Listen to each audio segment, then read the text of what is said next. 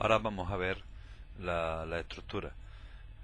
Una estructura realmente es como una clase, es decir, es un tipo que nosotros definimos. La diferencia con las clases es que las estructuras son tipos por valor, tipos definidos por el usuario por valor. Lo más parecido que tenemos en Visual Basic 6 a una estructura es el tipo type, que sería los tipos de usuario. Para definir una estructura pues tenemos que indicar la instrucción structure seguida del nombre de la estructura que queramos utilizar, structure punto por ejemplo, y a continuación pues lo único que tenemos que hacer es definir los campos o las propiedades, métodos, etcétera, que queramos que tenga esta estructura. Para hacerlo fácil vamos a declarar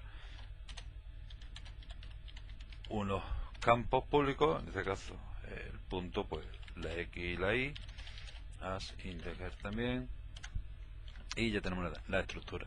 Realmente esta es la forma, es decir que tenemos que acostumbrarnos, bueno, ya sabremos que en Visual Basic todo termina en, y el tipo de bloque que estemos creando. En este caso estamos creando una estructura. La estructura, como ya he comentado, son tipos por valor, es decir, no se guarda en una referencia. Cuando creamos un objeto del tipo de estructura, lo que estamos creando es como una especie de variable, por ejemplo, de número entero, etcétera, y el valor que le asignemos se va a guardar dentro de la propia estructura, por decirlo de forma simple. Para crear un objeto de tipo estructura, pues lo haríamos de la forma habitual. Le asignamos los valores, 11 por ejemplo, y de esta forma estamos creando una estructura. Hay que darse cuenta de que aquí no estamos utilizando ningún tipo de constructor, porque es un tipo por valor. Un tipo por valor no hace falta utilizar los constructores para crearlo. Pero de todas formas, si quisiéramos crear una estructura con el constructor, también lo podríamos hacer, por la sencilla razón de que el propio compilador siempre define un constructor sin parámetros para la estructura. Ese constructor sin parámetros no se puede modificar, no se puede eliminar, es decir, siempre existe y nosotros no podemos hacer nada para quitarlo, para no utilizarlo.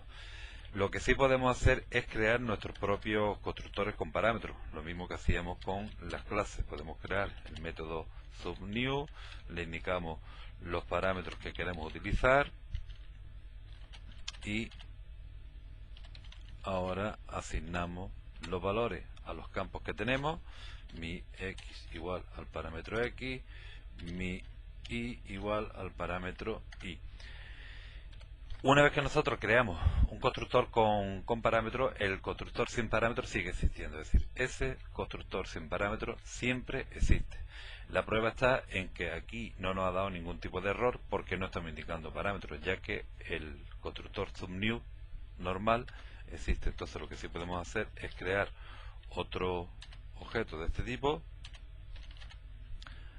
new punto, y le indicamos los valores que queremos que tenga a la hora de construirlo, para evitarnos tener que asignar un valor directamente a cada una de las propiedades. Lo que sí tenemos que darnos cuenta es que cuando hemos declarado esta variable y no le asignamos absolutamente nada, aquí nos está indicando de que no se está utilizando. Esto es una cosa que, como hemos visto, el Visual Basic 2005 siempre lo hace.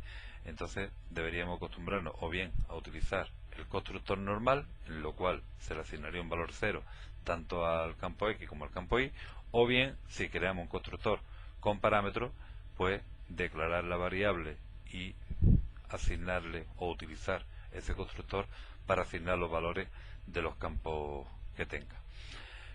A diferencia de la variable por referencia, cuando estamos trabajando con variable por valor, ya vimos de que en la referencia, cuando asignamos una variable, la asignamos a otra, lo único que estábamos haciendo realmente es guardar la referencia. Pero si ahora, por ejemplo, nosotros definimos simplemente la variable P1 sin ningún constructor, es decir, no le estamos asignando absolutamente nada, y ahora decimos P1 igual a P3, lo que estamos haciendo es copiando los valores que tenga P3 en la variable P1. Cualquier cambio que hagamos ahora a la variable P3 x igual a 22 no va a afectar a los valores de la variable P1, porque aquí estamos hablando con tipos, estamos tratando con tipos por valor, por tanto P1 tiene una copia que es totalmente independiente de la variable P3. No hace falta que lo compruebe, os fijáis de lo que estoy diciendo y en un momentito pasamos a la siguiente parte de esta lección.